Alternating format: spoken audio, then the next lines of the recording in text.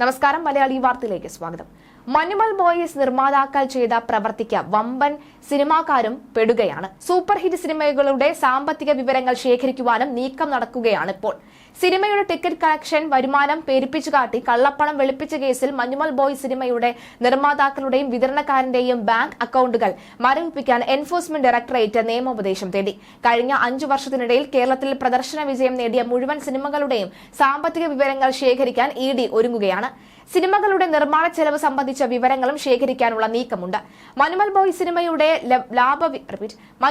സിനിമയുടെ ലാഭവിഹിതം പങ്കുവയ്ക്കുന്നതുമായി ബന്ധപ്പെട്ട തർക്കങ്ങളാണ് കള്ളപ്പണം വെളുപ്പിക്കൽ നിരോധന നിയമപ്രകാരമുള്ള ഇഡിയുടെ കേസിൽ അവസരം ഒരുക്കിയത്.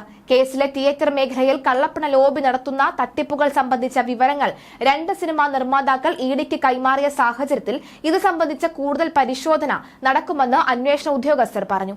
അതേസമയം മഞ്ഞുമൽ ബോയ്സ് സിനിമയുടെ ലാഭവിഹിതം പങ്കുവയ്ക്കുന്നതുമായി ബന്ധപ്പെട്ട കേസിൽ ചിത്രത്തിന്റെ നിർമ്മാതാക്കളായ സൗബിൻ ഷാഹിർ, ഷോൺ ആന്റണി എന്നിവരെ ഈ മാസം 22 വരെ അറസ്റ്റ് ചെയ്യരുത് എന്ന് ഹൈക്കോടതി ഉത്തരവിട്ടിരുന്നു. കേസ് അന്ന് വീണ്ടും പരിഗണിക്കും. നേരത്തെ ചിത്രത്തിന്റെ നിർമ്മാതാക്കളായ പറവ ഫിലിംസിന്റെ ബാങ്ക് അക്കൌണ്ട് മരവിപ്പിക്കുകയും നിർമ്മാതാക്കൾക്കെതിരെ കേസെടുക്കാനും എറണാകുളം 1-ാം ക്ലാസ് മജിസ്ട്രേറ്റ് കോടതി നിർദ്ദേശിച്ചിരുന്നു. തുടർന്ന് എറണാകുളം മരട് പോലീസ് ഷോൺ ആന്റണി, സൗബിൻ ഷാഹിർ, ബാബു ഷാഹിർ എന്നിവർക്കെതിരെ കേസ് രജിസ്റ്റർ ചെയ്തിട്ടുണ്ടായിരുന്നു. ഈ കേസിൽ സൗബിനും ഷോണും സമർപ്പിച്ച മുൻകൂർ ജാമ്യാപേക്ഷയിലാണ് ഹൈക്കോടതിയുടെ നിർദ്ദേശം. ആലപ്പുഴ അരൂർ സ്വദേശി സിറാജ് വലിയ വീട്ടിൽ ഹമീദാണ് പരാതിക്കാരൻ. ചിത്രത്തിന്റെ ലാഭവിഹിതവും മുടക്കുമുതലും നൽകാതെ പറവ ഫിലിംസുമായി ബന്ധപ്പെട്ടവർ വഞ്ചിച്ചു എന്നായിരുന്നു പരാതി.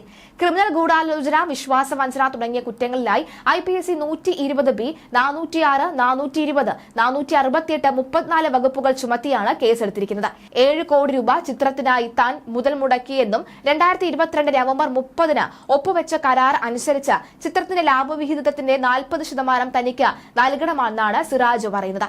പറവ ഫിലിംസുമായി ബന്ധപ്പെട്ടവർ ഇത് പാലിച്ചില്ല എന്നും സിറാജ് പറയുന്നുണ്ട്. എന്നാൽ ചില ഓൺലൈൻ മാധ്യമങ്ങൾ ചിത്രം 250 കോടി നേടിയെന്ന് റിപ്പോർട്ട് ചെയ്തതിന്റെ അടിസ്ഥാനത്തിൽ സിറാജ് വലിയ തുക ആവശ്യപ്പെടുകയായിരുന്നു എന്ന് സൗബിനും ഷോണും പറയുന്നു. നടീനടന്മാർക്കും സാങ്കേതിക വിദഗ്ധർക്കുമൊക്കെ പണം നൽകാനുണ്ട്. ചിത്രത്തിന്റെ വരവ് ചെലവുകൾ കണക്കാക്കിയതിനു ശേഷം കരാർ അനുസരിച്ചുള്ള ലാഭവിഹിതം നൽകാമെന്ന് തങ്ങൾ അറിയിച്ചതാണ് എന്ന് സിറാജ് ഇത് അംഗീകരിക്കാൻ തയ്യാറായില്ല എന്നും കൊമേഴ്ഷ്യൽ കോടതിയെ സമീപിച്ചു എന്നും ജാമ്യാപേക്ഷയിൽ ചൂണ്ടിക്കാട്ടുന്നു.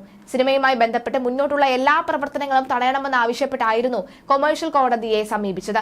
ഇതിന് പുറമെയാണ് കോടതിയെ സമീപിച്ച് ക്രിമിനൽ ഹർജി നൽകുന്നത്. സിവിൽ തർക്കമാണ് ഇരുകൂട്ടരും തമ്മിലുള്ളത് എന്നത് ആദ്യ പരാതി നൽകിയതിൽ നിന്ന് തന്നെ വ്യക്തമാണ്. തങ്ങൾക്കെതിരെയുള്ള കേസ് നല്ല ഉദ്ദേശശുദ്ധിയോടെ ഉള്ളതല്ല എന്നും ഗൂഢമായ ഉദ്ദേശങ്ങൾ ഇതിന് പിന്നിലുണ്ട് എന്നും തങ്ങൾക്ക് മേൽ സമ്മർദ്ദം ചെലുത്തി നേട്ടമുണ്ടാക്കാൻ നോക്കുന്നതിന്റെ ഭാഗമാണ് ഈ കേസെന്നും സൗബിൻ ഷോണും ഹർജിയിൽ പറയുന്നു. തുടർന്നാണ് ഇതിന് മറുപടി നൽകാൻ സിറാജിന് സമയം അനുവദിച്ചത്.